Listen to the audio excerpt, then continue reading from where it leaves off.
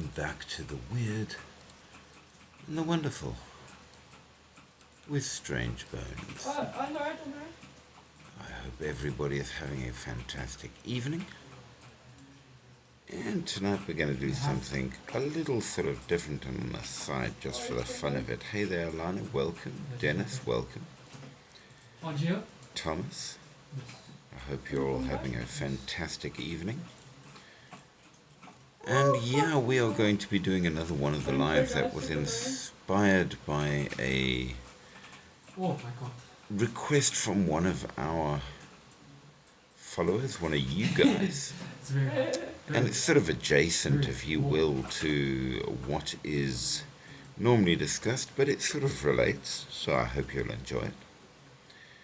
And as it goes along, a little bit of background just to give you an idea of why we're talking about what we're doing. We've been talking a lot about ancient cultures and things around the world, and we will do more of that, of course, because why not? That's what we do. But as we progress, somebody pointed out, how did we get dogs? Dogs are a very strange creature in a great many ways. And how did we ever get to have them, and why? They actually are far more important than you might imagine to human beings, and possibly were something of a turning point in changing the way we were able to manage surviving more efficiently. Though these days sometimes this has gone beyond that into something else entirely, which is pretty interesting. So we're going to have a bit of a dive into what they are and why they are and where they come from.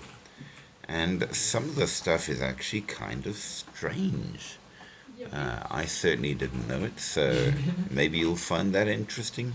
It's weird, it's wonderful, and it's what we're going to be doing.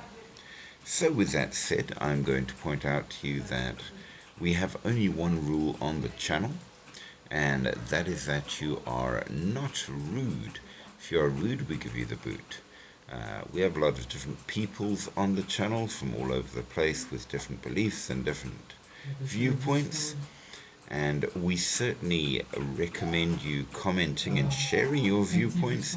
But if you become rude in any way to anyone or anything, we don't allow that. You can agree, you can disagree, but you can't be nasty about it. And if you badger any of the people on the channel, we will also remove you. People come on here for the interest, for the enjoyment, and not to be bothered by other random people. So, that said, do comment very, very greatly. Do like, do share, do subscribe, do all of the good things that fit along with that. It makes a big difference to the channel. It supports us, and of course it sets up the algorithm. So yeah, do all the good things and send lots of gifts.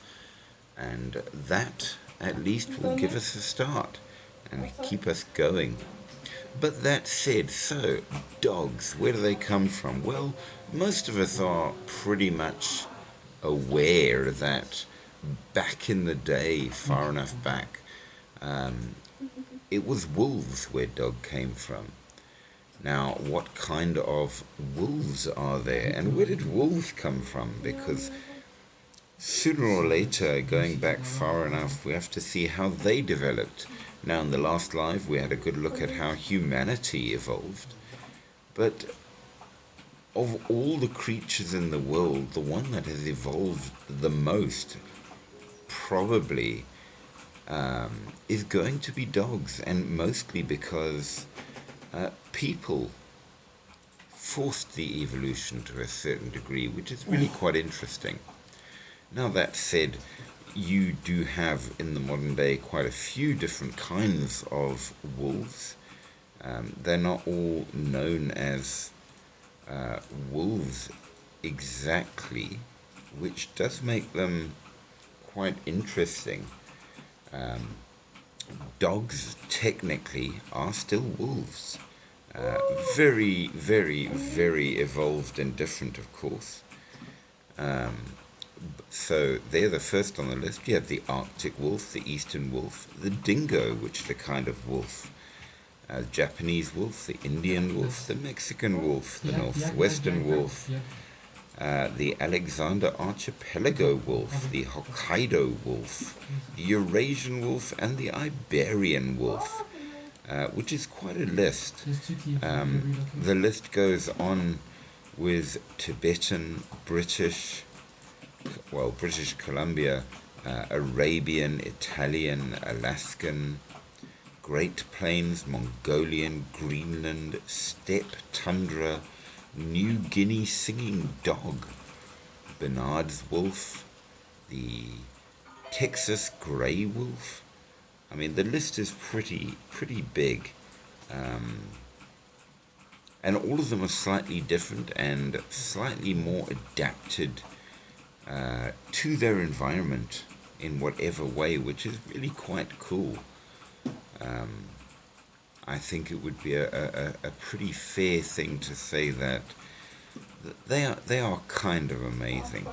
They generally fit to the Lupus genus, and for those of you who know, dogs fit the Canidae, but Canidae genus, while it is now considered a separate genus, it evolved from the Lupus genus. So we have quite a few different species and subspecies, which makes them a very, very varied creature. They are a kind of canine. 4 legs, tail, big teeth, and good eyes, and excellent hunters. And we know this to be true. Going on from that, where did they come from? Well, wolves come from a very, very long evolutionary line that started with a small dog-like ancestor in Eurasia about 1 million years ago. From their Eurasian origins, they migrated to North America via the Bering Land Bridge, and their modern populations have spread across the world, including North America, Europe, and Asia. Now, we don't really have quite the same kind of creature, weirdly enough, in Africa. We don't have lupus, which is an interesting thing. Now, the wolf lineage traces back to a rather interesting creature which lived around 40 million years ago, which is the ancestor to canines, bears, and raccoons, rather interestingly. And that creature was the Miasis, and it was a tree-dwelling creature. So yeah, wolves originally lived in trees way back when. It evolved into the Herasperiaceon, which looked more like a canine, and eventually into the Termarctus, which was more dog-like. The first grey wolves as we sort of know wolves to be, turned up in Eurasia around about 1 million years ago.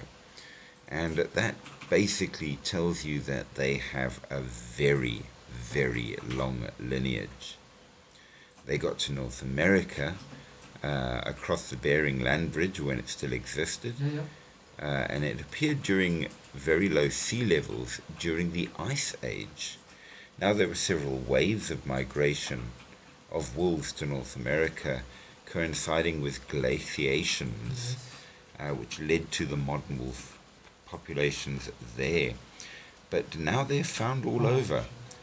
But it's North America, Europe, and Asia, not Africa, and not South America, strangely enough. So yeah, they came from a specific sort of area and moved around, which is pretty cool.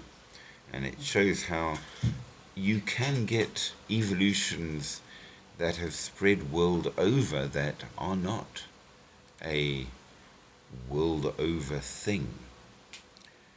Now, the evolutionary lineage, as I said, goes really, really, really far back, and fossil records show what is kind of broadly the same as the modern one, bigger certainly,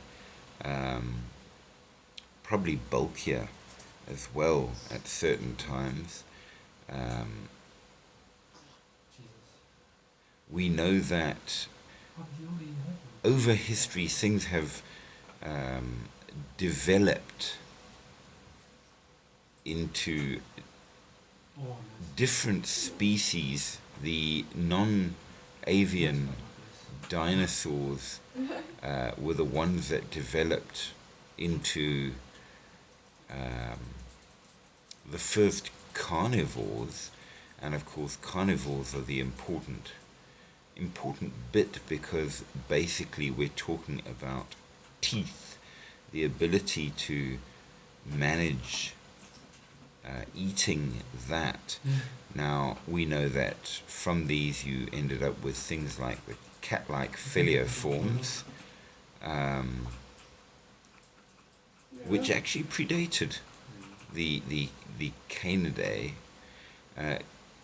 Members of the dog family first appeared 40 million years ago, and the only subfamily that survives today in the form of wolf-like and fox-like canines. So your foxes, of course, are related,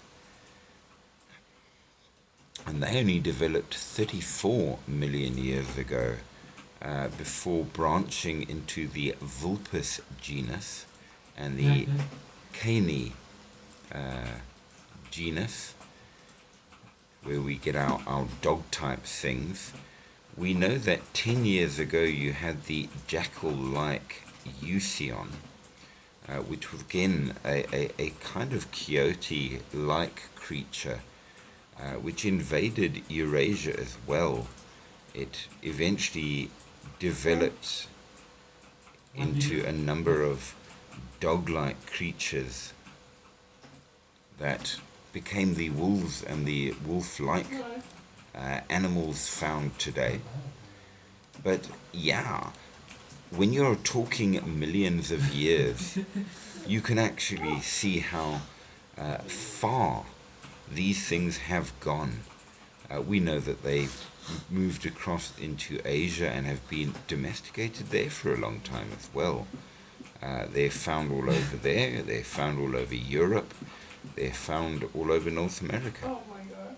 So, absolutely fascinating in that regard. From the very, very early form of Canis, you ended up with the coyote on the one side, which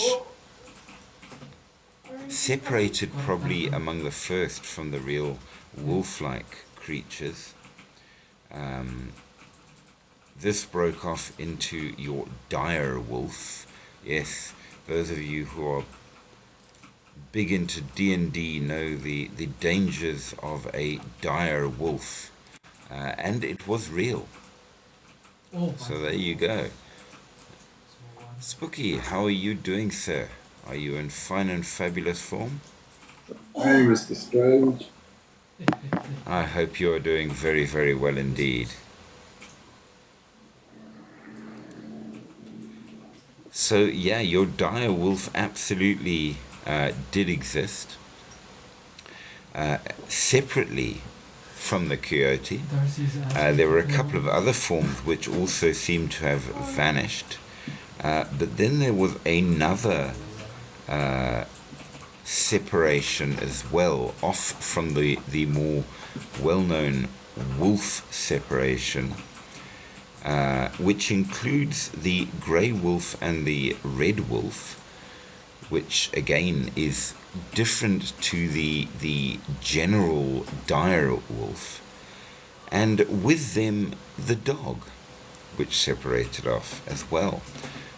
So modern wolves are less like the dire wolves and the big, rather terrifying ones from way back when, and are more like dogs.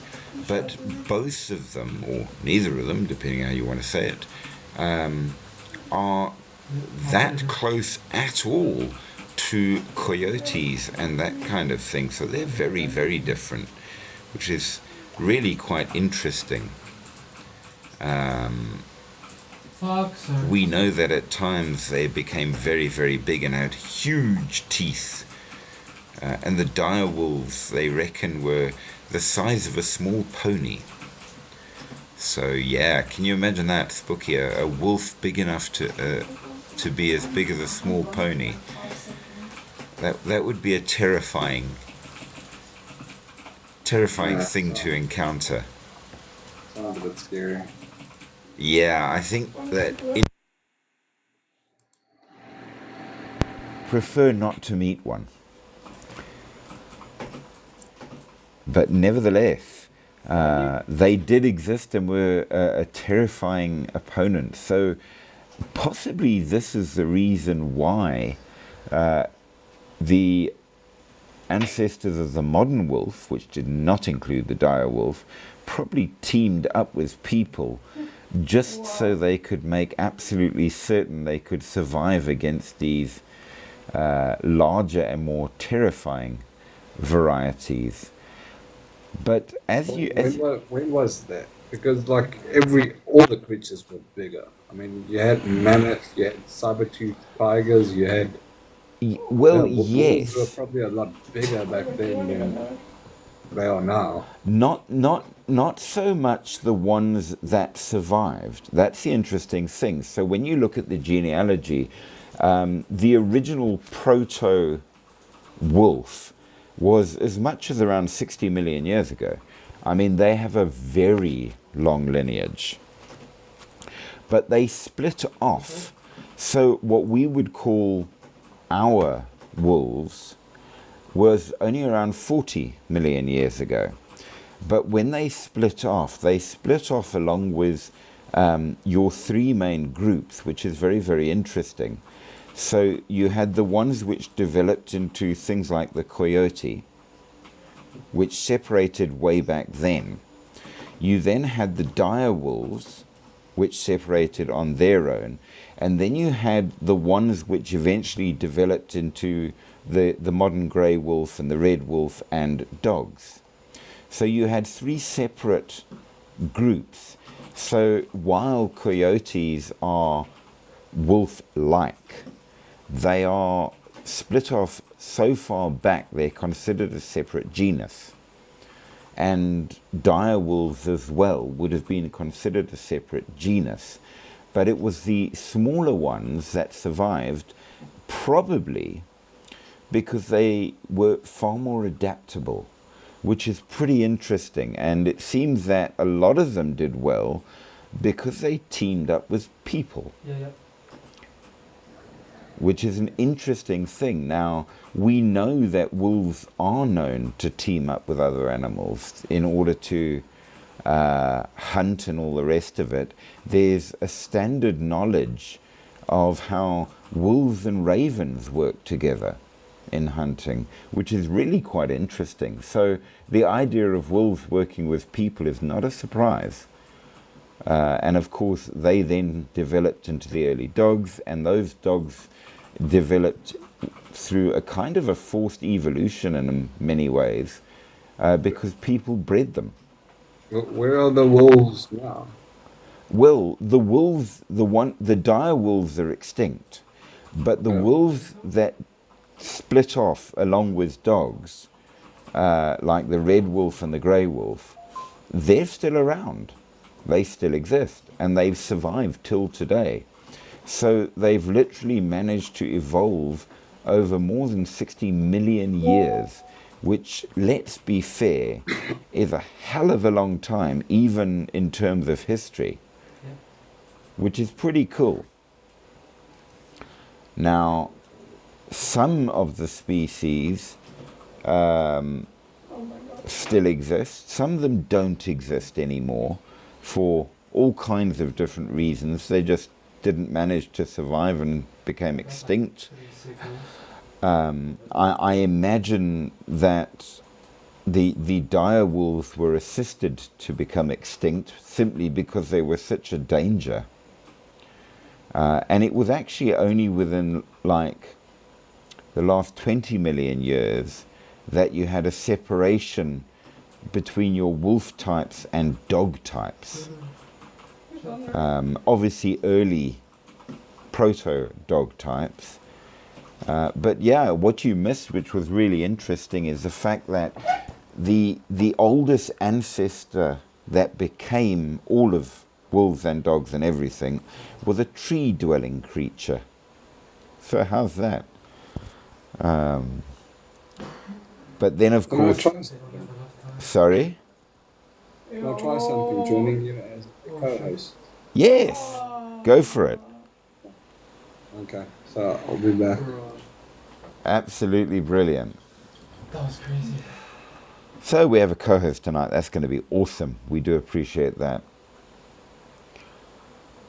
I know. We shouldn't have tried to steal. Now, of course, It was like a we know that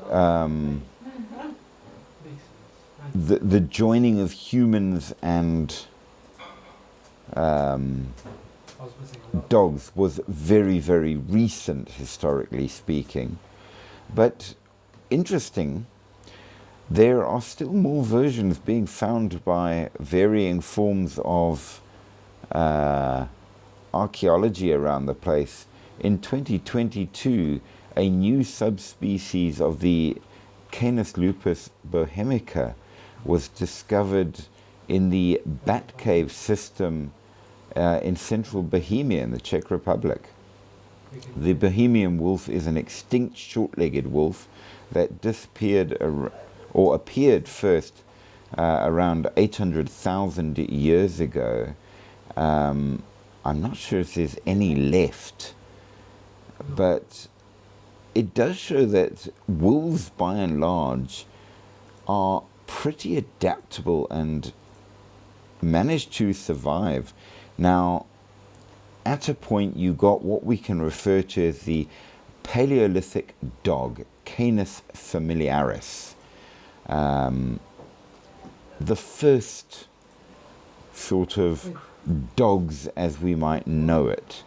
And they include the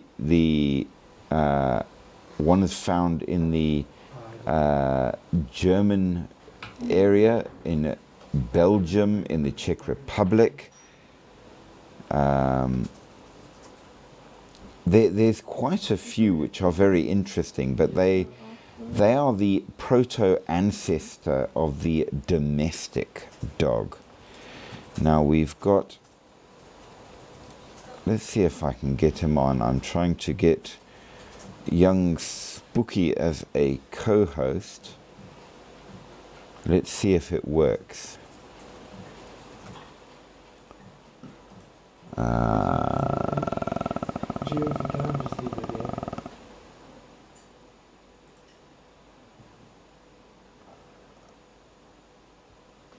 I do not see Spooky on, which is a little bit sad. I think he has to start his live, and then when he starts his live, we can add him.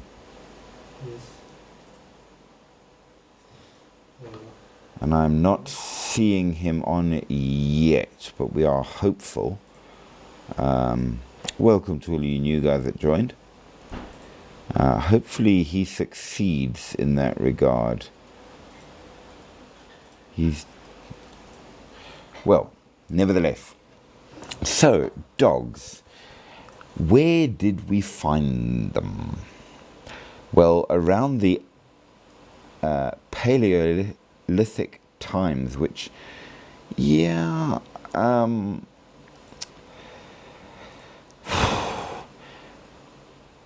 let us say over 15,000 years ago, probably more, though we're not entirely certain.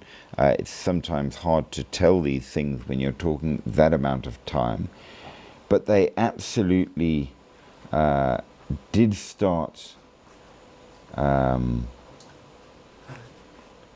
developing. And we can see that they started to develop as dogs.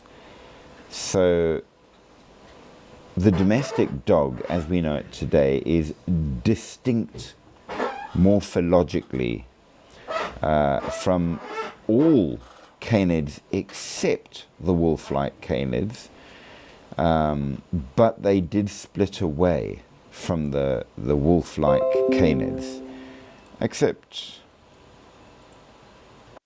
dum dum dum dum. Ta-da! Hi. This is the first time I'm trying this. That's pretty cool. What happened to my camera? Apparently you're a mountain goat. Yeah, I don't know what just happened. I don't know. My camera was on. But nevertheless, you make an excellent goat, sir.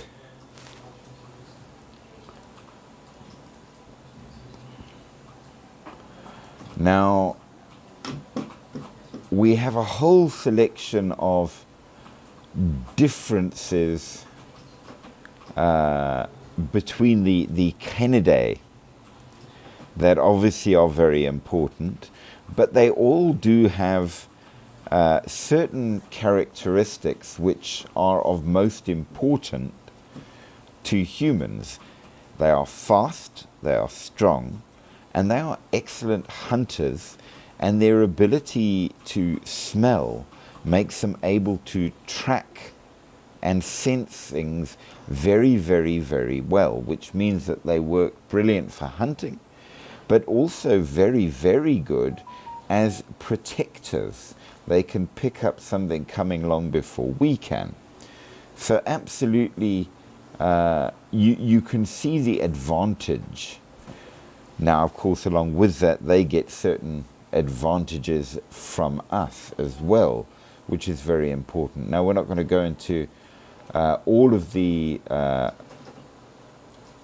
weird bits that make up the differences, because, of course, they are very scientific and complicated, and to explain all of it would be pretty hard. But the upshot is we started to get what we would call a dog around 15,000 years ago, which is a fair amount of time. There you go, you made it. And you have your flower in your hair. Yeah, I'm trying to put the effect off, so I just clicked on a different effect. Okay, I think that's the There you go. effect. Okay, cool. Awesome. I think you're a lot better at the effects and things than I am. I sometimes have failed quite horrifically when it comes to getting rid of effects.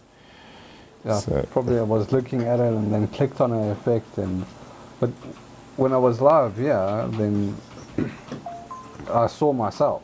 But when I went to co-host with you, suddenly the effect appeared. Okay, Strange. so we do have a comment from Mike, which says that it's incorrect that the idea of dogs turning up as dogs as we know them wasn't when we think it was. So Mike Oxmole, according to A.L. Umplungu. Okay. Mickey's joined. Hey, Mickey. I hope you're in fine and fabulous form. Always good to see you. Apparently, we can't let you multi-guest. Why not? That's very strange. She can probably also be a co-host. Of course we can't multi-guest Wen, but yes, we could get her to co-host. Mickey, thanks for the rose, but why don't you try and co-host with us. So, oh, okay, so A.L. Mplungu says no. He says it is correct. He was mistaken. Okay, well, there we go. So, yeah, around about that time. Now, as I said, the lineage of the dog, if we include all the ancestors and everything that comes up, is huge. 65 million years. So they've been around for quite a while. They were I'm going to guess and say they were among the first to really develop as specific species, and certainly they would have been around back in the day long before people. But dog per dog, as it were, that's pretty recent, and then has exploded in variety because of you and me, our job.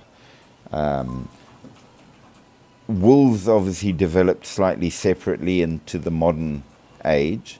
So you had your wolf dog ancestor, which split into two groups. You had your North American version, which became your Mexican dog, and your North America or Hokkaido, which is wolf-like, but not quite. The other setup was the old world Siad, in other words, Europe and all of that. And those ones developed into old world wolves or ancestral dogs. Now, what's interesting there is the coyote split off way back when and before them, which is very interesting, but the dingo didn't. The dingo is part of the ancestral dog, which they say started developing around 29,000 years ago. And that developed into your Basenji, your dingo, and your dog, beginning as dog. Not domesticated yet, but nevertheless. So about 25,000 years ago for the dog, when it started becoming what we would really start calling a dog. Whereas separate at this time, your old world wolves had separated off and started developing into your Asian highland, Asian lowland, Middle Eastern and European forms of wolf. But now, of course, we're interested in the dog. So the dogs developed into dog-like creatures which were much closer to what we call a dog. What exactly they would have looked like is really hard to say, I suppose, because if you think about it, we've overbred so many of them so much that... Mickey! Oh, this is cool. We've never actually had 3 co-hosts at once. That's pretty damn impressive. Hey, Yeah. we are entering Homo Technologica. It's us. Interesting. I like that. Welcome, welcome. So we're discussing dogs. How do we get them and what are they?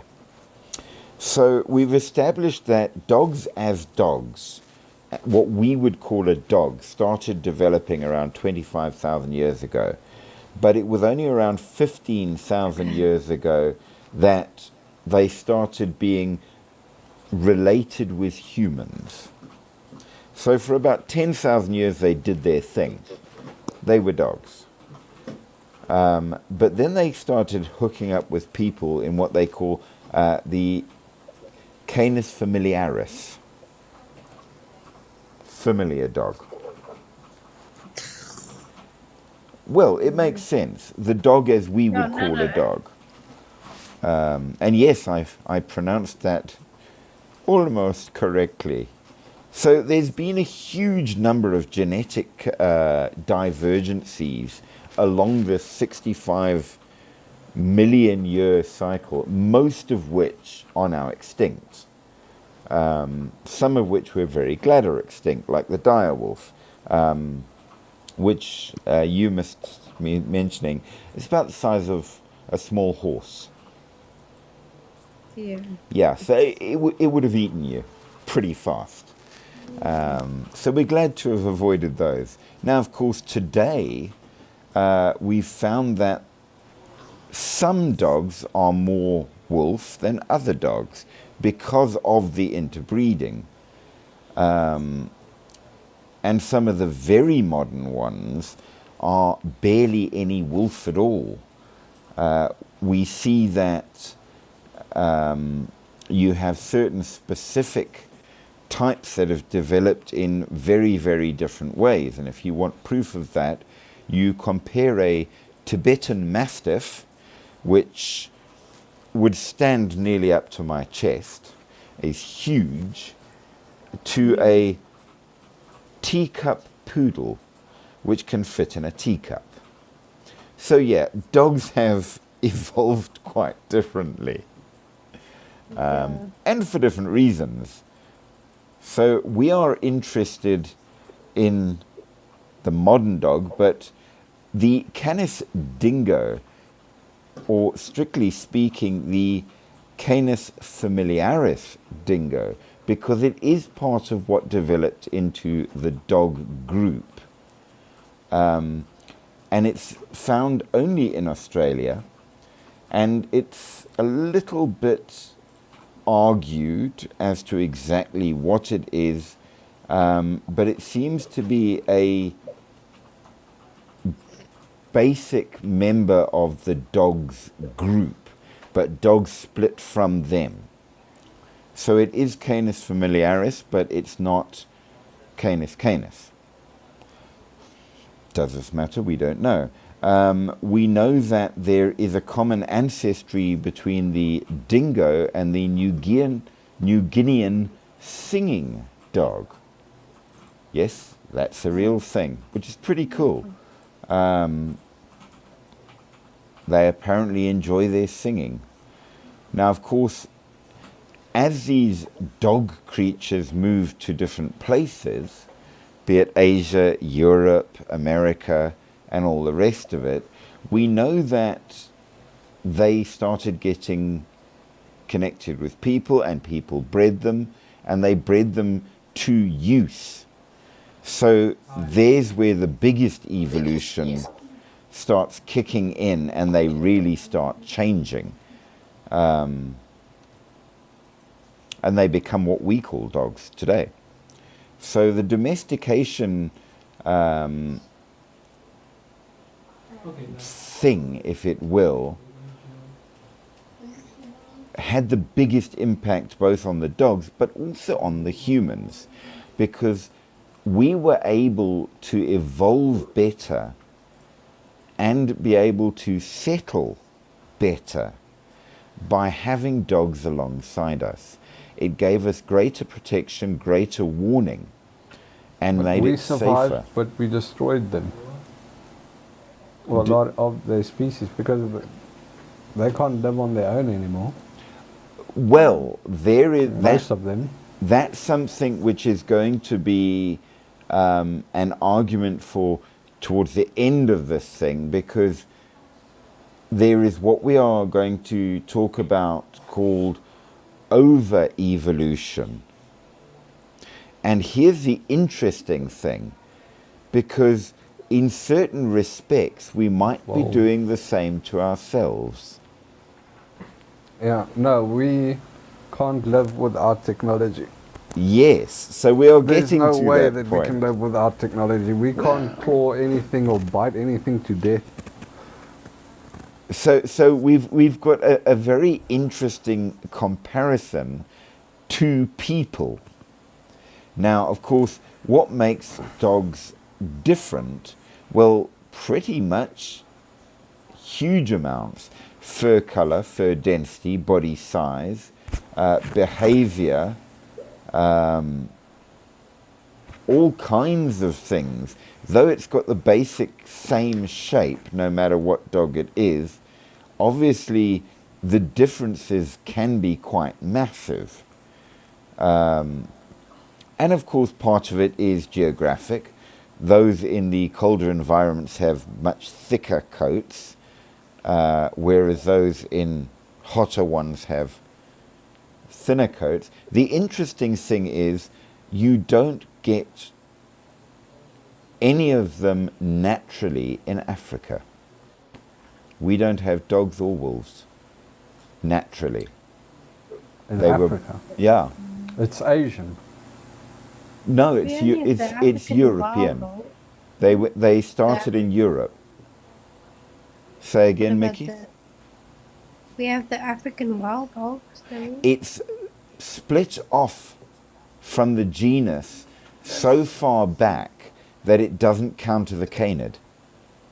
Oh, I see. Okay. This is the weird thing, because you're dealing with 65 million years of evolution. Yeah. It's literally a different genus. Oh, I see. Now, so they started in Europe. From Europe, they first went across the Bering Land Bridge into North America, and then across as well into Europe. The only dogs I can think is the hyenas and then the wild dogs. Yes. Now, our version, if you will, instead of a wolf, is a hyena. Yeah. And the weird thing is they're actually from the cat family. Yes, Really? I read about Yeah. that. So your proto cats fall under Felidae. Yeah, Now, I read that. it was far enough back on the feline evolution that now we consider hyenas to be their own genus, Hyenidae. But Yeah. so you had your proto wolf, which was whatever that was, that Mikiu.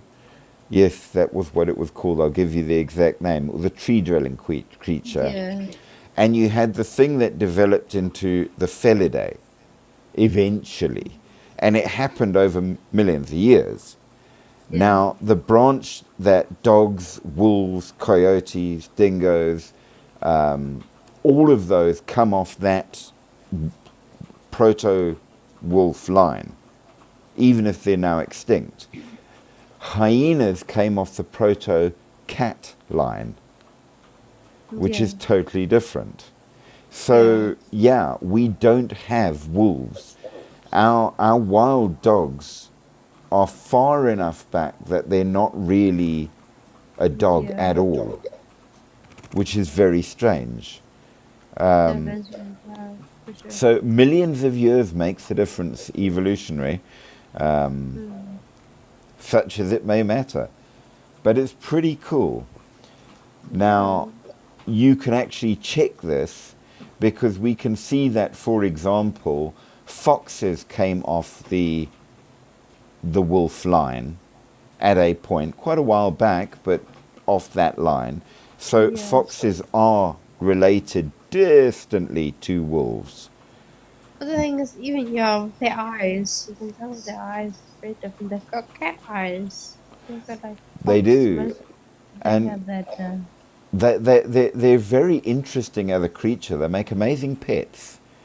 Yeah. And they whistle and sing and do all kinds of strange things. Yeah, it's very much different to a dog, you would consider. And Very much so. So the separation between wolf and fox happened prior to yeah. the modern wolf and the other wolf groups, which are now extinct, Yeah. which then separated into modern wolf and dog. So our modern dog is probably, evolutionary speaking, younger than the cat. That is a Yeah. pretty cool wolf you've got behind you there. Yeah. I'm just trying to play with some settings. I actually want to like share my screen, but I've no idea. How to Yeah, do I that. got to admit, I wouldn't know either. I'm a failure. Oh, alas. Nevertheless, we still support you. So, the number of Canis remains were found in the Goyet cave in Belgium from 35,000 years ago in the Rozboincha cave in Russia 33,000 years ago. So the Canis developed into Canis before it joined us. And they were morphologically distinct from wolf. So they are early dogs, which is pretty cool. That said, why dogs? Well, we know that humans use dogs for a lot of reasons. Companionship, of course, assistance for medical things, for work, police work, military work, herding work, hunting, protection, pulling loads. We often forget that in places where horses and things can't survive, they use dogs to pull sleds. So there's a whole collection of uses. So service animals, especially, there's one I saw the other day, because apparently if you're a person that has seizures, they can sense it coming before there are any signs whatsoever. Yeah, the dogs. So you can immediately sort of like sit down so you don't fall over and hurt yourself, or take your medication or whatever, and it protects you because of their keen senses. So yeah, for anything I can sense. absolutely a brilliant use. We know as well, of course, that blind people use them as guide dogs. Yeah, but more than anything, even diabetics. You can I've get heard along that. with your sugars, yeah. You get what do they call it? A service animal, which now it's not just for leading you. They assist for even deaf people, people with medical conditions. It's pretty cool. Yeah, it really is. We know that there are dogs trained for police work, tracking suspects, for military work, bomb detection, would you believe, search and rescue, because of their keen senses. I mean, the use of dogs for herding is very old and probably developed from early hunting, where the dogs would corral what was being hunted into a smaller group where the hunters could get at them. So pack tactics, which we learnt from them, which is pretty cool as well. Say again?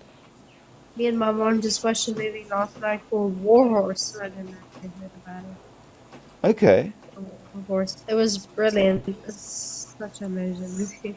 How animals can just sense your emotion and your health. Very, very much so. It's said that it's possible, and I don't know how far the tests went, that they might be able to use dogs as lie detectors. Shit, Because I'm pretty sure they could. Yeah, they can sense such minor changes in you that they can tell. Animals are extremely receptive. Very much so. Now, we also know that you have them as pets. Lots of people consider them to be part of the family. Yeah. There's a standing joke I've seen about 5 million times that I'm sure you all have on TikTok and YouTube that says, "We have dogs, but cats have us." They were never domesticated. They domesticated us. Yeah, pretty much. Cats, Yeah. Very true. Now, we know that dogs can be used as therapy animals, so not just as warning things and all of that, but they provide comfort, and to a certain degree, because of the way that they relieve stress and anxiety, they can help with healing, which is pretty cool. Yeah. So,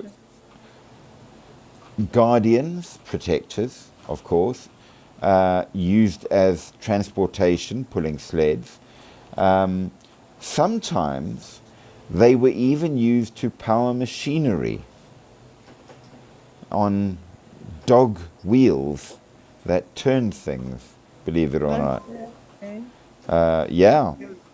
They have been used, which is no longer allowed, for biomedical research and substance Yeah. testing and experimental surgeries. We know that from previous lives that got a bit weird.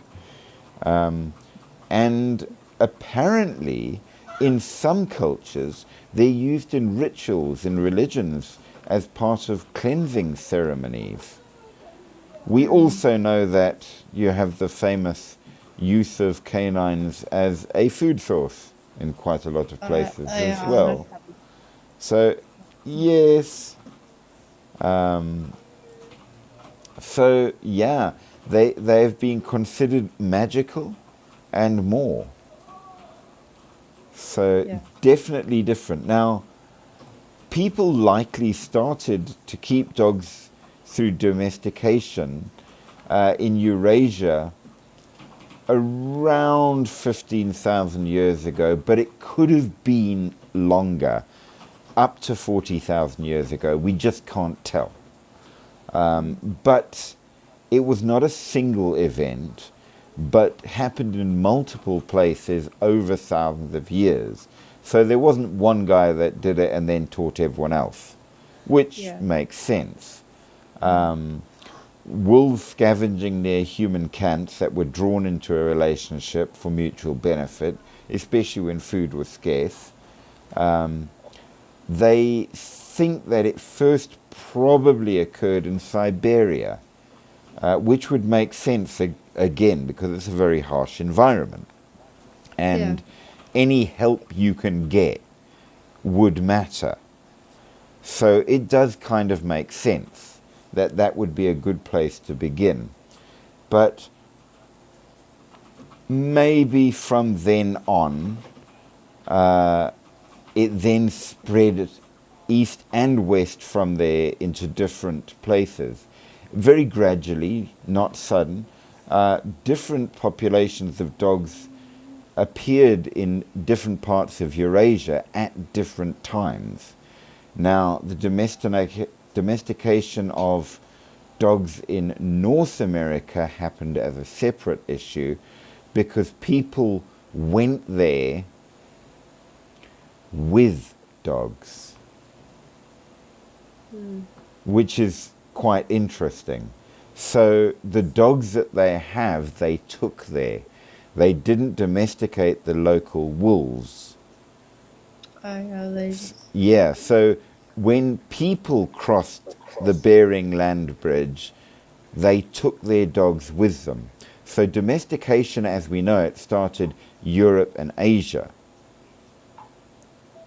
not in North America, though it did become a common thing. So because wolves tended to be in places where humans were, that's how they got together.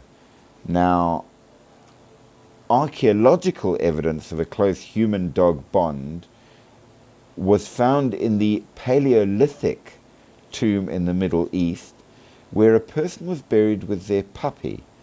And that was between 12,000 and 14,000 years ago.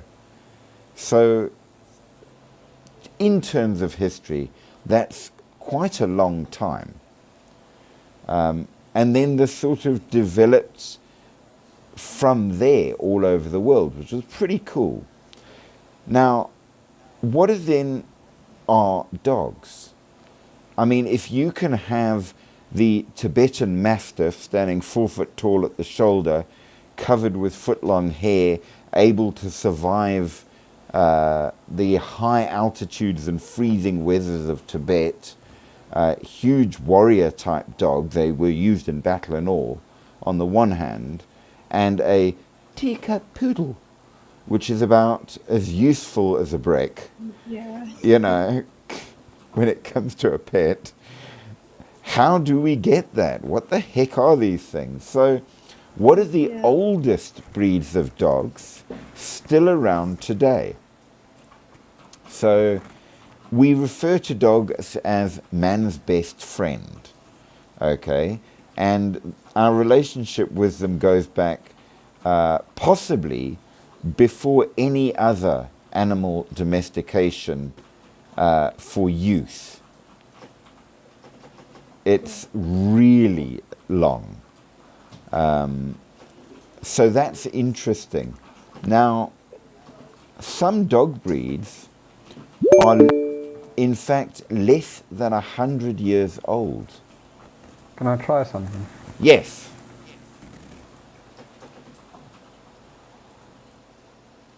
Okay, so some breeds are less than 100 years old. Yes. Yes, that's right. Some breeds are relatively new. There you go. Even AI agrees with me. But of course, some breeds are thousands of years old. So which are which? And why? What is the oldest living dog breed? We are getting to that right The now. Basenji is one of the oldest living dog breeds, with origins dating back thousands of years. They were found in Central Africa. So it seems like you can't هل هناك talk أي to- أسئلة أخرى لبيك؟ No, you can't talk to her. Sand. Basenji, yes. One of the oldest dog breeds ever, but the important questions is which ones are still around. So number one on our list, the Greenland dog. Now, of course, Greenland, as we know, is another very harsh environment. They called it Greenland to get people to go there. It's not green. Just as Iceland isn't that icy, Yeah. weirdly enough. So Greenland, very, very rough environment. Believed to have originated from Siberian wolves in the Pliocene era around 9,500 BC. They were brought across the Arctic to Greenland by the Thule people, that's Thule, around 1,000 years ago, which is pretty damn cool. Greenland dogs have been kept largely isolated from other breeds in the centuries since, making them one of the older breeds still alive today. However, honorable mentions do go to the Alaskan Malamute and the Siberian Husky, which have similar origins, but Greenland dogs do beat them because they've hardly changed at all from the original. Now the second one is, as Spooky AI said, the Basenji. Frequently mentioned as some of the oldest. They reckon it's around 3,000 years old, maybe even 6,000 years old.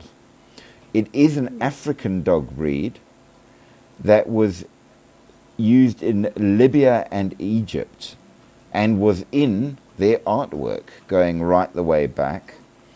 The exact origins are not really known though, so we don't quite know where it's found.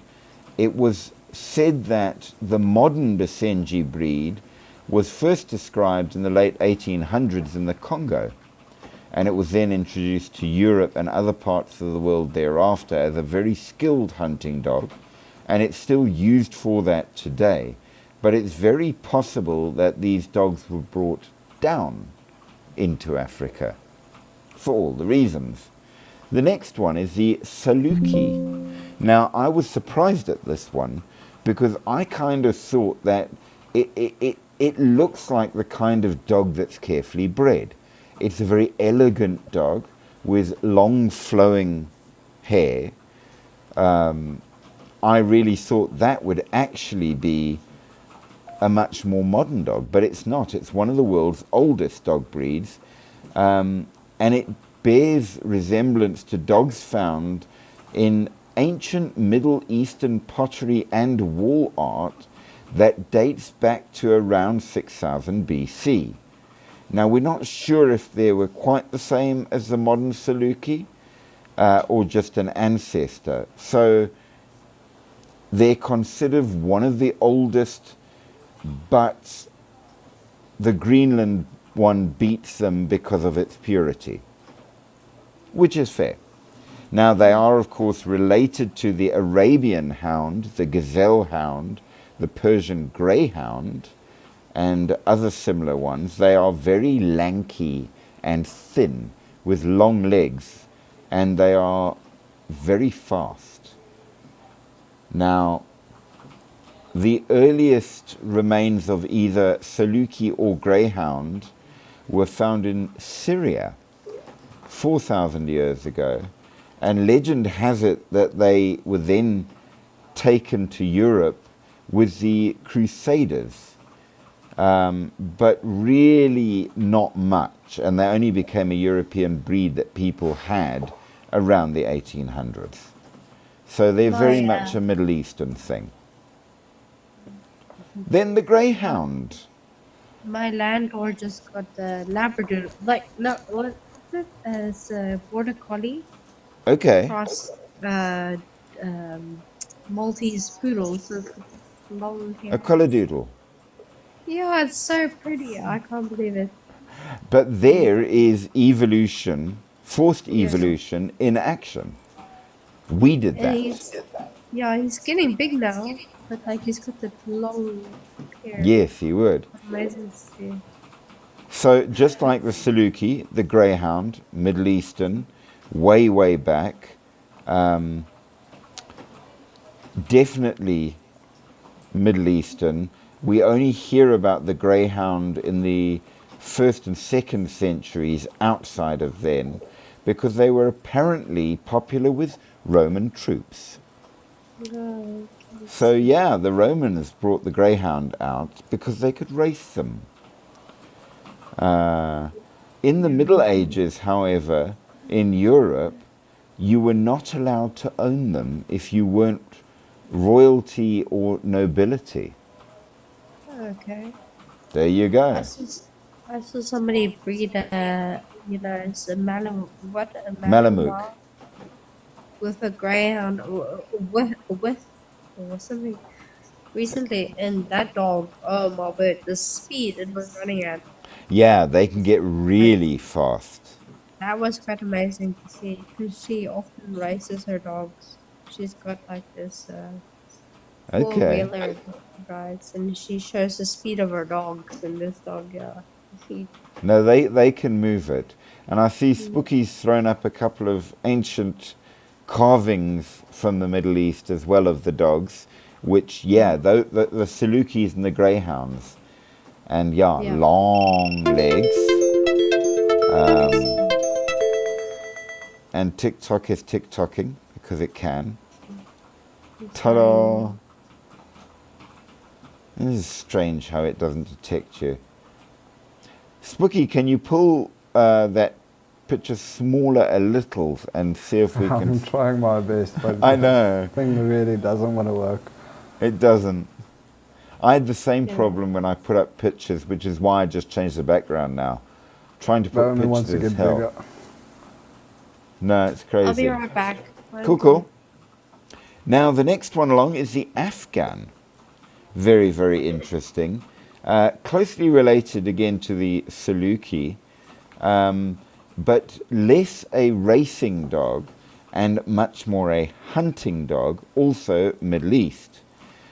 Sometimes called the Persian greyhound. They are related to greyhounds and such. Now, the next one is coming out of the Middle East, and it's the Nenets Laika, the herding Laika, one of the oldest surviving dog breeds in cold climates, and again came from around the Paleolithic age. It almost died out in the 1900s because they were being replaced by slowmobiles and technology. And so they just weren't being bred anymore. But they are now brought back, and as of the 2020s, there are around 2,000 purebred Nenets Laika living today in their original territory, which is pretty cool. It's interesting to note that people often say the Samoyed is among the oldest dog breeds, but even though it looks quite similar, the Nenets Laika was in fact its ancestor. So there. Next on the list is the Chow Chow. Now this one is your Asian one, the lion dog. Very, very popular, very fluffy. Research says that it started in China around 8,300 years ago. And legend has it that these dogs served as war dogs. And in fact, one of the rulers of China had over 5,000 chow dogs. And they were used in war and were armored. They were used by Marco Polo to pull sleds in Asia. So there. Big, strong, dangerous, and used in battle. On the other side, you have the Peruvian hairless dog. And if you ever want nightmares, meet one of these in a dark place. I'm just saying. Those Because are terrible. they are terrifying. I do not like the look of these dogs at all. I'm sorry. Hairless dogs. Yeah, I'm sure. They come from Peru, and that they were used by the Incas apparently in Peru. There is a whole collection of modern variants of the dog that the Andean civilizations did use. The Peruvian hairless dog was found to be living among the people in South America by the Spanish conquistadors in the 1500s, but pottery shows them as being used for a very long time, which is really quite interesting. DNA analysis suggests that they first entered the Americas from Siberia around 9,000 years back, but then mixed with Eurasian dogs that the Spanish brought, and so have developed a little. Now, the next one, I will do my best, but I promise nothing. Here's the spelling of its name. Xoloitzcuintli.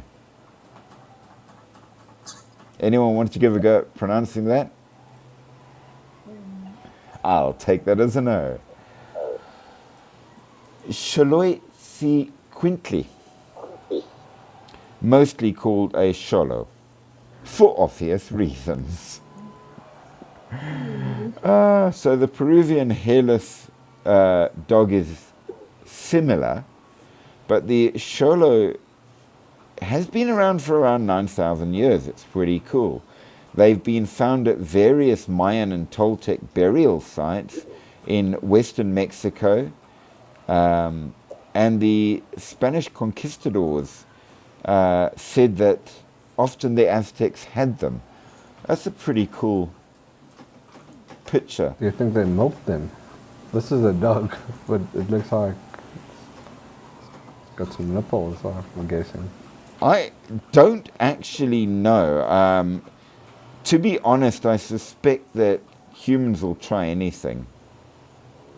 But like seriously, my question is, you asked me this. No, like I'm not being really. Where did discussion about? Like, I'm sorry. It sounds terrible. We answered this, but like the question is, where did discussion about the dogs come up? Because I mean, okay. Well, if it makes you feel any better about names, the full name for the Xolo, which I'm not trying again, comes from the Nahuatl word meaning dog. But in general, I'm asking. Yeah, we discussed them during our different things. Well, But who asked? Like, no, who mentioned? Like, let's talk about dogs. well, it came out of discussions about early people. How did we become people? And then Oh, I it see, was I then see. asked, well, dogs seem to have been alongside people practically from the beginning. How did we get dogs? So, Oh, yeah, I see. it No, I was. was just curious. It was like, oh, dogs. Where it's There we go. Now, Spooky, where is that from? Is that Aztec? Which one are you talking about? All of I, them. I can only see one picture in the middle. The milked dog. Yeah.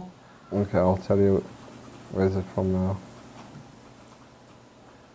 I was I wasn't Iberian. I was Yeah, no, I clicked away from the source where I got it from. Okay. But yeah, cool carvings, and it shows they've been around. And note the tail, because tails are very different as well between a lot of different dogs. Yeah. Now, here's one for you which is quite interesting. The Akita Inu. So, written records go back to the 1600s, but it probably comes from further, and it is a Japanese dog breed that comes from the line called the Matagi, used for hunting in the mountains, and it comes from the Akita prefecture, hence its name. Inu means dog, so the name just means Akita dog. Now, this is not the same as the American Akita. I didn't know there was an American one. But it was developed much more recently in America. So the Matagi is the Japanese dog, originally. Now, those are the old ones. And if I can find where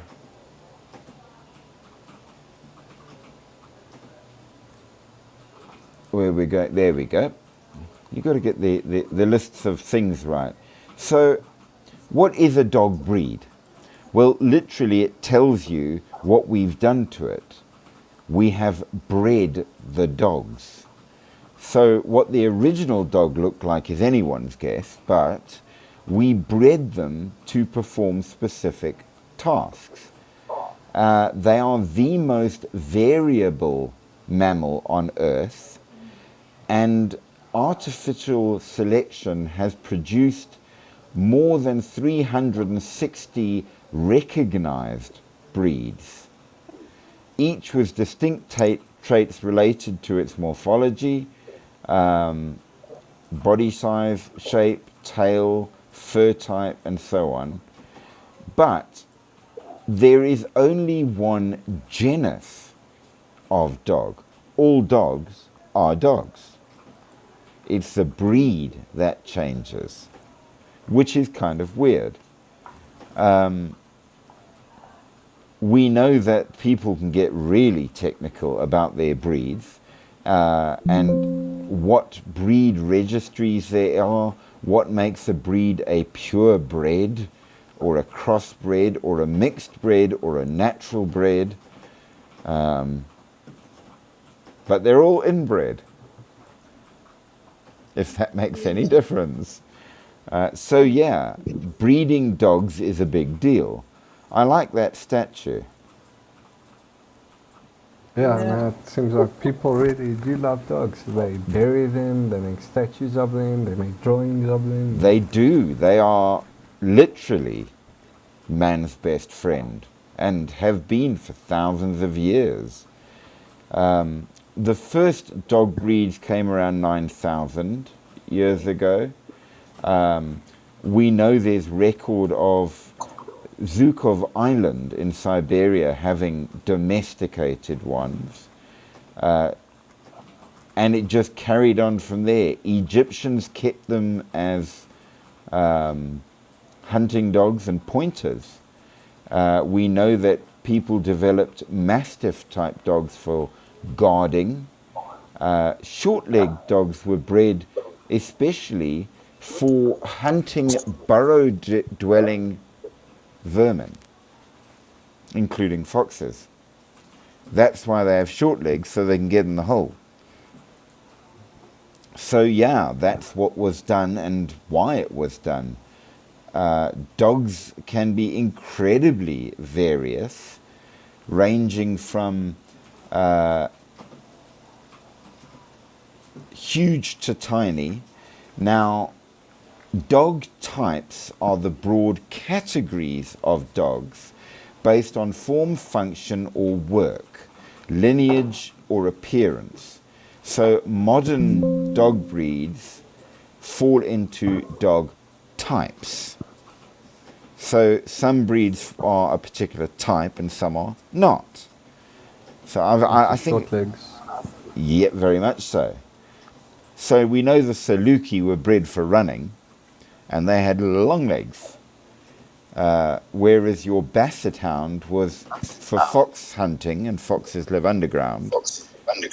So they have very short legs. So we've bred for doing things. So we don't have only breeds, we have types, including some which are named by their things. Retrievers are meant for hunting to collect back what you've shot. Herd dogs, scent dogs, sight hounds, and all the rest of it. So definite specifics in that regard.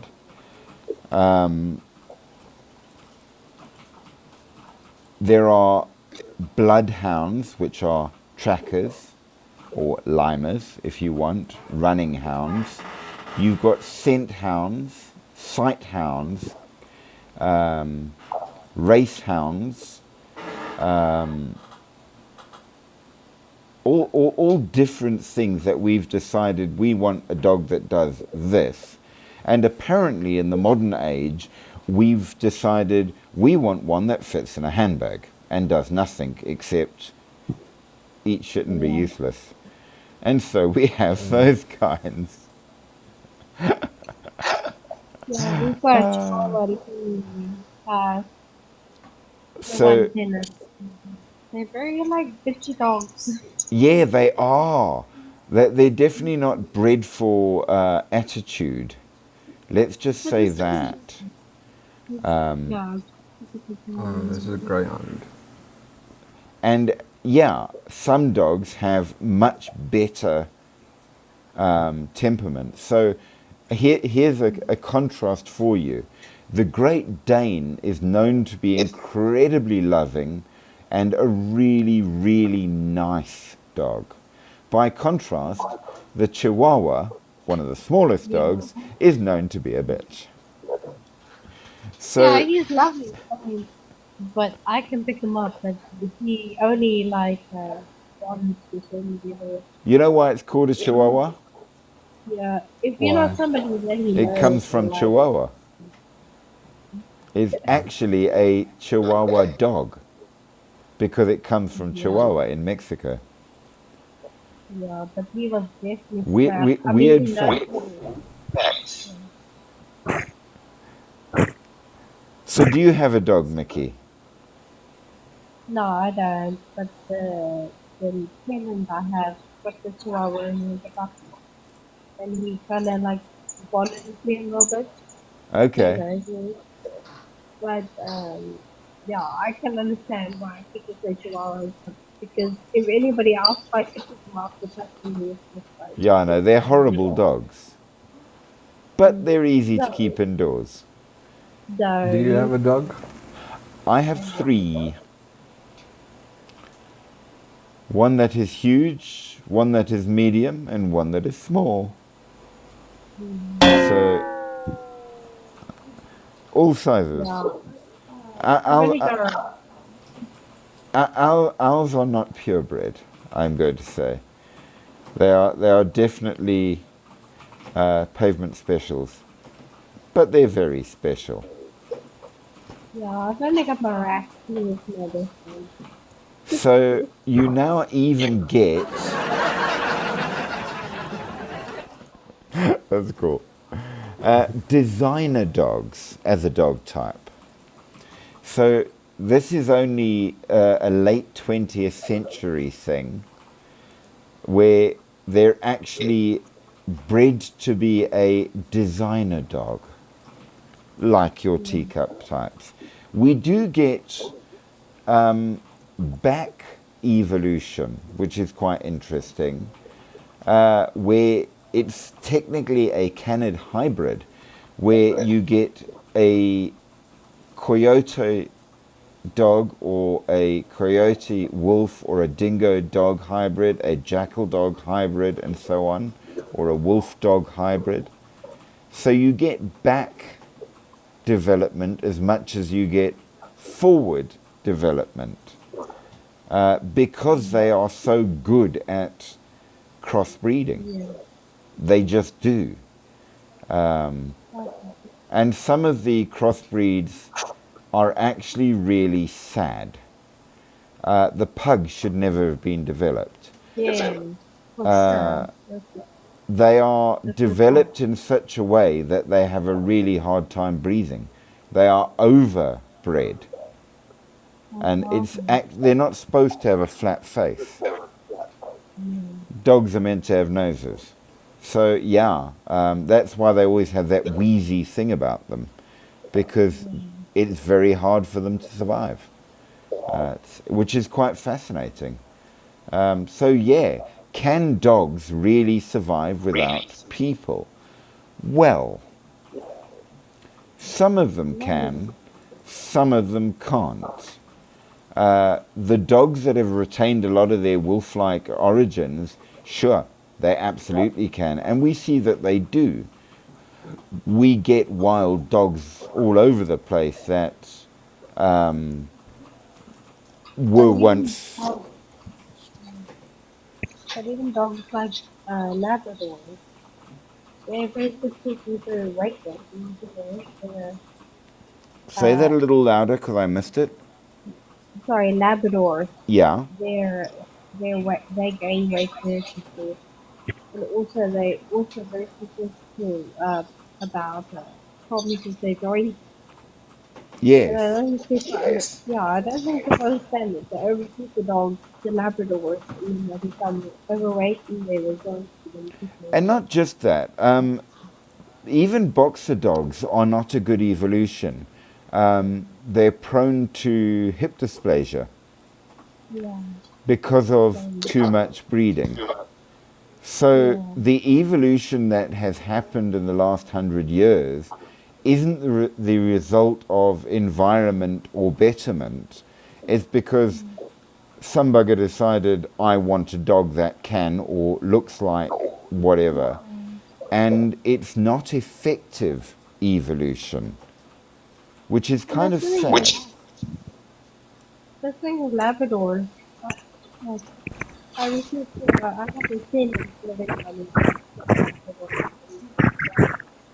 It's so lovely, but just a bit overfeeding. Not even that much. You seem to have so much alcohol. People do terrible things to their pets. Yeah. It's very hard. There's someone I came across the one day, and they were looking after a dog that had been rescued, and the original owner had become full-on vegan, and then decided, but we're all vegan, and made the dog vegan too, and the poor thing was starving to death. And the SPCA confiscated it, wouldn't let them keep it, and it was given to a new person who was feeding it up, because the poor dog, they are carnivorous. That's what they are. But this dog, was feeding it, they still kill it, but all the other tenants in the property were feeding it bread. You see, they still need protein in whatever form. So, yeah, otherwise literally the poor thing will, if you give it a purely vegetable diet, it starves to death. I personally think so would you. Yeah, no, it's really I mean, It was sad to see, but yeah. I don't think it's a healthy thing. That's my opinion. And I'm sure a lot of people think otherwise. But there you go. But, They're omnivores and omnivores. We need to measure president. yeah, you got it. You've got to have your braai. So they actually caused us to evolve as well. And this is because when you try to settle, it's difficult to defend from attack. It's difficult to manage the greater land you need to settle. And dogs made that far more possible. It made it safer. It made hunting easier when you were still doing hunting. And when you start looking after and domesticating other animals, it makes it possible to manage large groups of animals, which on your own you can't. So as much as we caused the evolution of dogs, dogs caused the evolution of us, which makes a lot of sense. And it's all down to what they call shared survival. So cognitive development was advanced through the shared survival as well, and it gave an evolutionary advantage that on your own you wouldn't have, which made it far more likely you would survive and therefore evolve. So yeah, dogs and people evolved because of each other. And as we said, it's only in recent times that our evolution of animals has gone to shite. We've ruined what was initially a wonderful A thing. beast. A survivor. But it's meant to be a decent evolution, not... But it went backwards. Yes, we've forced it backwards. So, That's what happens if you domesticate an animal. to a degree, we know for a fact, for example, that we've domesticated cows to the point that if we released modern cows, they will just die. They can't survive on their own. So what are the biggest of the dog breeds? Well, the biggest ones include things like the Great Dane, the Newfoundland, the Saint Bernard, the Irish Wolfhound, and the Kvass. And they are huge. Okay. Scary. They do struggle with health problems because they have a fairly short lifespan. Giant dogs live between 6 and 10 years. The Great Dane only lives up to 8 years. They have problems with their bones, joints, hearts. So dogs are not meant to be that big. Hip and elbow dysplasia, bloating, thyroid problems, which is kind of sad in many ways. But they are frickin' huge insofar as what are the absolute biggest let's look at the top 10 biggest breeds. So Isn't Ridgeback? I think that's quite to do in North America. Ridgeback. They're pretty big. They My are. friend has one. they are very big. Now, reasonably big is okay. But when you get to giant, you have serious problems because, well, they're just massive. So, with an average height of nearly 30 inches from the ground, why do they always do this in American?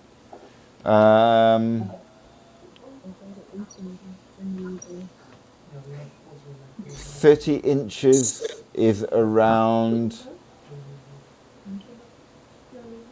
a meter at the shoulder from the ground. Yes, a meter tall and weighing around 120 kgs, which is a lot of dog, is the English Mastiff. It's one of the oldest dog breeds in existence, though, and one of the largest. It's considered to be one of the sturdiest as well. They're chunky boys and very lovable. They are at full maturity around at the age of 5. It's very sad. They I also... can't. You can't? No, sorry. It seems like I can't do anything. I want to like share my screen or share a video, like play a video, but I can't. I'm sorry. If you figure it out, do let me know, because we must do that. They are lovable dogs, but they eat like you cannot believe.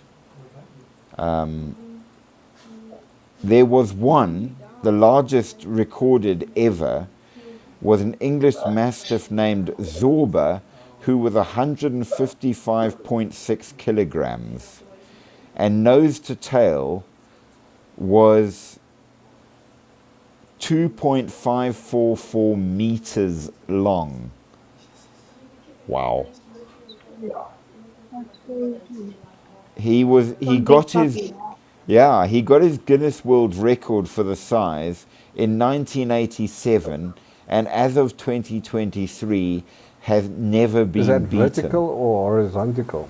Nose to tail. You measure dogs nose to tail. Why? I don't know.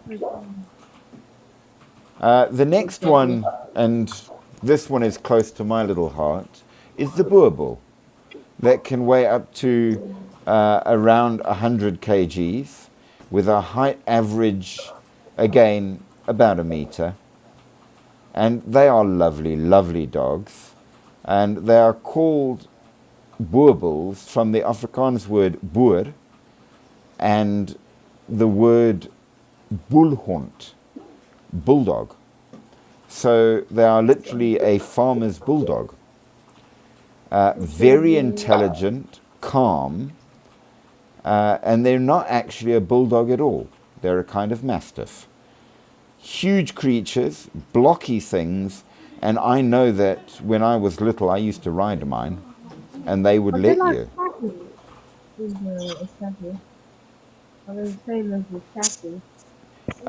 I don't think they're related, interestingly enough. No, they are, because your standard Staffy is related to the Greater Mastiff. You are right, I am wrong. Correct. They are very protective. And I will say, the one I had was so clever that she figured out that eating raw avocados wasn't nice, but eating ripe ones was. So whenever they fell off the tree, she would take them and hide them in the back of her kennel and cover them with newspaper and wait for them to ripen so she could eat them. Yeah, and I remember coming out the one day and there she's eating an avo, and we're like 2 months out of avo season. I'm like, where'd she get the avo from? And I realized, because I went to clean her kennel that day, there were like 10 of them all stashed in the back waiting for her. Very, very, very clever dogs, and so loyal. Very protective.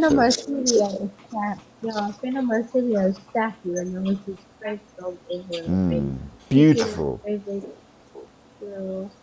I do love them as a dog.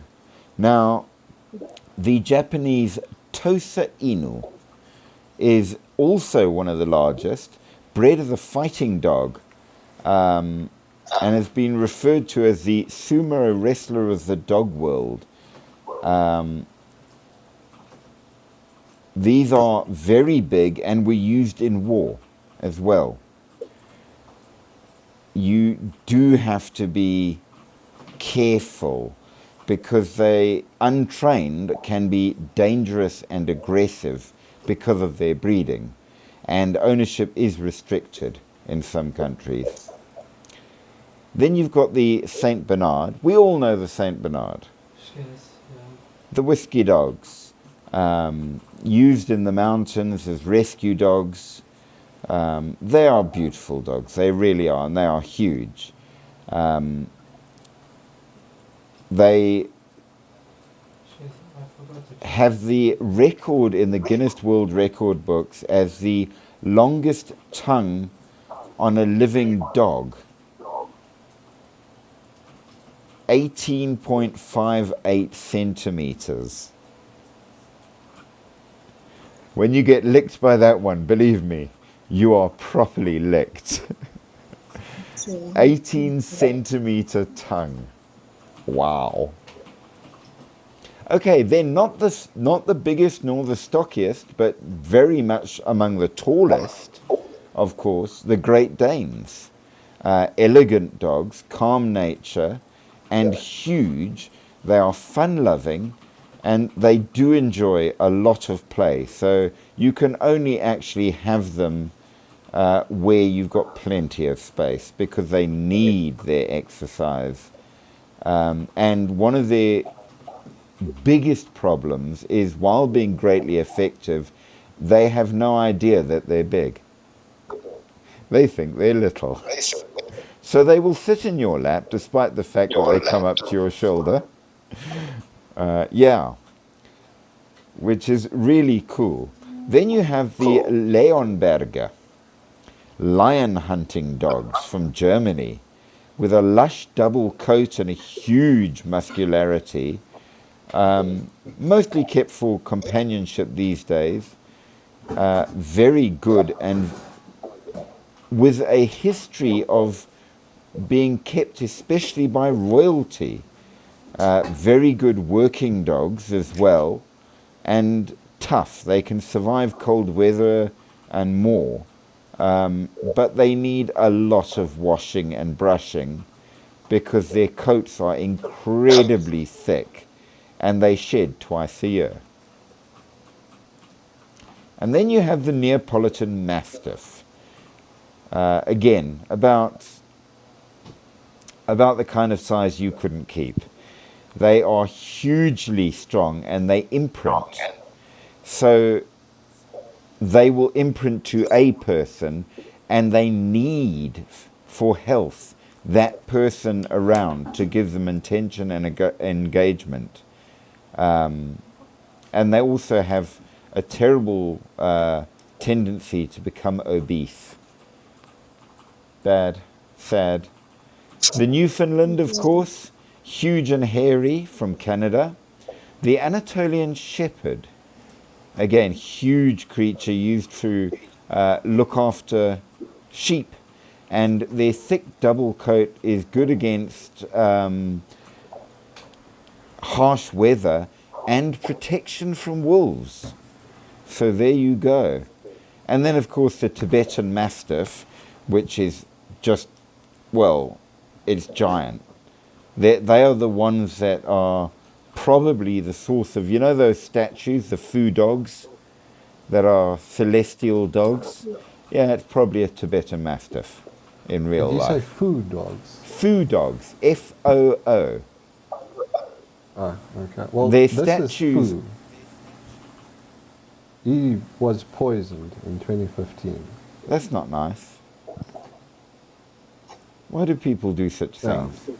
No, so if you go to certain Asian temples, you will see statues of the celestial foo dog, which is a guardian of the temple. Okay. And they are supposed to be, what do you call, immortal. But they are probably based on the Tibetan Mastiff. Oh, the Indian. Well, I know it as Indian. So you said it comes from where? Well, it's Asia. Oh, Particularly China, where Yeah, they no, I'm were looking bred at for it now. size. No, but what I'm looking at it looks like statues. It doesn't look like a real dog. Yes, that's what I said. The Foo dog Okay. is a statue of the immortal celestial dog, but it was probably designed off of the Tibetan Mastiff. Hey there to Lazy Ninja, welcome, welcome, welcome, you're late. Hee hee hee, but you're welcome. Now, we've talked about the biggest, what about the smallest? We probably know about the Chihuahua from Mexico, your Maltese poodle, or Maltese dog, your Pomerian, your Yorkshire Terrier, your Shih Tzu, your toy poodle, and your Papillon, and one called the Affenpinscher. And all of them are known to have really shitty attitudes. The smaller the dog, the nastier. I'm just teasing you, Lazy Ninja, don't worry. Thank you for the likes. So yeah, the smaller the dog, the more likely it will bite you, it seems. And I can tell you, in my life, I have never been bitten by a big dog, ever. But on the 2 occasions I was bitten by a dog, it was one that barely reached above my ankle. The typical size of a Chihuahua is around 1 kg. They are apparently quite loyal, and dog breeders say they have a big personality. In other words, they're a bitch. And yes, Spooky has got a Foo dog for us to look at right there. That is a Foo dog. You see, the thing with Chihuahuas and the Chihuahua I was talking about that I wanted with. Okay. He was very annoying, but I couldn't keep him because of the fact that I was living. Yeah, they're not known So, for their brain size, the small dogs. so when I rehomed them to my parents, and he bonded with the parents, but he wakes up because I kept it with him. Okay. So yeah, Cool. they bond with specifically, but if anybody else touches them, it becomes a Then big they problem. bite you. Yeah, sounds right. So that's the Yorkshire Terriers around 3 kgs, Pomerians around 1.5 kg, Toy Poodles around 2 kgs, Shih Tzus up to 7 kgs. But what is the world's smallest dog? I'm going to quickly see if I can find that answer for you. I believe it's a Chihuahua. No, because of breeding, I think that the designer dogs are... Oh, no, you're right. It's a dog called Pearl. It is a Chihuahua. It weighs only 553 grams. And it stands... How much did you say? 500 grams. Okay, half a kilo. Yes, half a kg. And it stood at 9.14 centimeters tall. That's like... Why? Why? Because they can. I mean, the poor thing is the most useless dog ever. But he will bite you. But you Oh, can he will probably smack try. it dead. Because while your Great Danes believe that they're tiny, Chihuahuas believe that they're huge. It's a good sign, because I had a friend who came over to my house the other day. Came and had a look at some fish. Anyway, this guy, he's huge. I mean, he's very muscular, a mountain of a man. And this little chihuahua next to him, they laughed. And went for him probably as well. It was unbelievable. And he was like, yeah, he's going to hang me. And I'm like, here's this huge man and this little chihuahua. Oh, that's hilarious. Well, Yeah. Munchkin is one of our cats here. I'm convinced that she's half parrot. Because one of her favourite things to do, her owner Evan walks around the house with her sitting on his shoulder. Okay, feels good. And it likes it. Good. Yeah, some kittens. Did you see some kittens when they're raised like that, they like to sit in the neck, like neck cats. I've seen it before. You get a kitten and they like to, when they grow up, they like the neck thing. Absolutely. I think So- I solved the problem. Oh, cool. Well, you have a dog puppet. That's pretty cool. Yeah.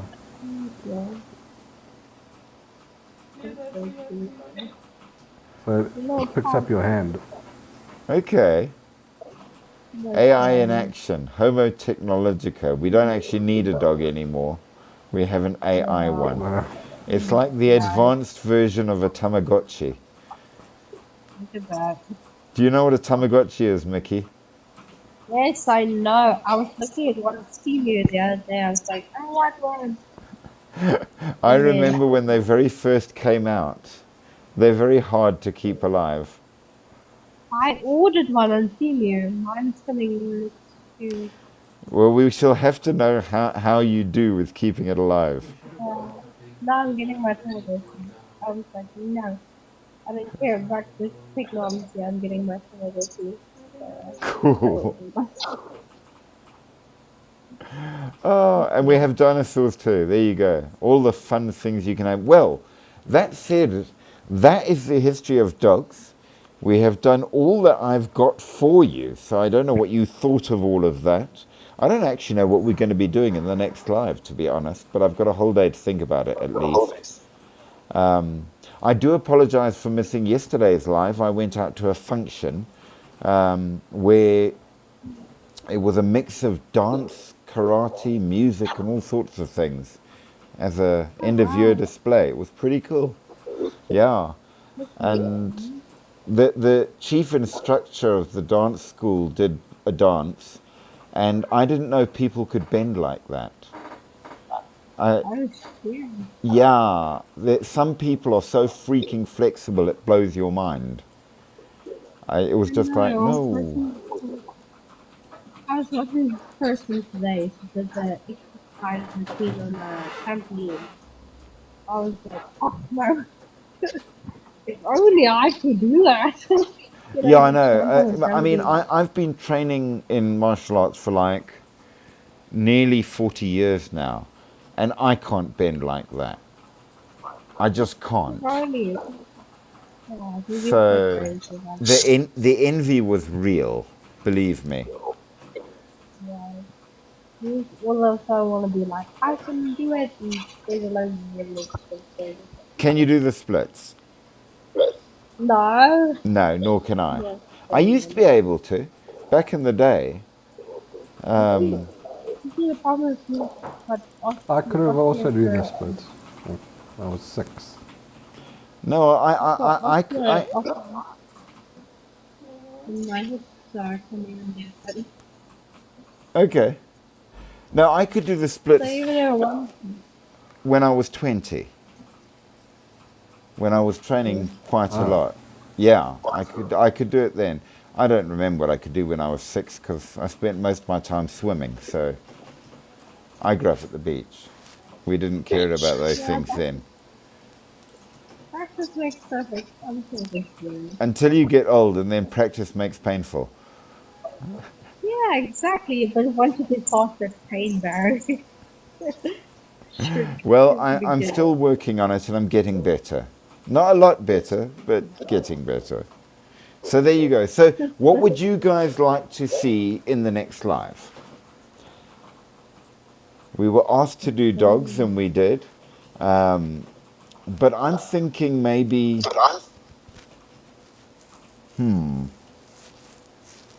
We need to come at something spooky. It's time to go back to a ghosty thing. And I think I'm going to see if I can find a particularly good haunting we can do a deep dive into. just to be But different. who suggested dogs? I'm really curious. Oh, yes. It was Endless Thoughts that asked for dogs. Oh, I see. Okay. I was just wondering why dogs fit into this. Yeah, Okay. yeah, but it did follow on. I mean, Yeah, no, for evolution sure. of No. people, evolution of dogs. So, yeah, No. absolutely. No, I agree with that. No, I was just wondering where it was kind of like dogs. Weird. But to be fair, we are weird. We do jump around because we can. No, no judgment. I understand No, dogs. just, yeah. But yes, It's really interesting. I think that there's nothing spookier than Spooky's googly eyes. Oh, yeah. no, we are weird. But yes, that is what we are going to do. We are going to go and see if we can do a really good ghosty type deep dive for Monday. Yeah. All right. Monday. But then, until then, that is me done. I hope you have enjoyed it. I hope. Thanks to everyone. Well, nobody really joined on tonight. It was a very quiet night. Very strange. But But who knows? no, Some days it's it's big, some days it's not. But nevertheless, fine. there you go, we got applause. It was great. Thank you so much for your life. Thank you. It was awesome. Have a wonderful evening, and I'll see you in the next one. Thank you. Bye-bye. Bye-bye. Have fun. Cool. Enjoy the rest of your night. Cheers, cheers.